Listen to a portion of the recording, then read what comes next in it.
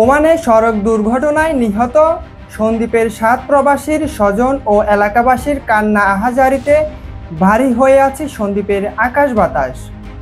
পুরো সন্দ্বীপ জুড়ে চলছে শোকের মাতম।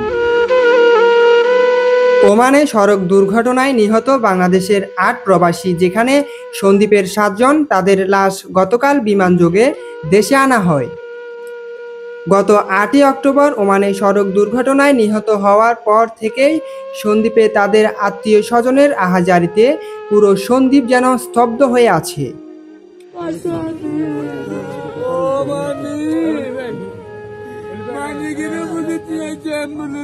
একই এলাকায় কারো ভাই, কারো স্বামী এবং কারো ছেলে হারিয়েছে। একই সাথে হারিয়েছে পরিবারের একমাত্র উপার্জনক্ষম ব্যক্তিকে। সন্দ্বীপের ইতিহাসে একসাথে এত প্রবাসীর অকাল মৃত্যুর ঘটনা আগে কখনো ঘটেছে বলে কারো জানা নেই। আজ রবিবার সকালে তাদের লাশ জন্মভূমি সন্দ্বীপে নিয়ে আসা হয় এবং বেলা 11টা 30 মিনিটে জানাজা শেষে নিজ নিজ বাড়ির পাশের কবরস্থানে দাফন করা হয়।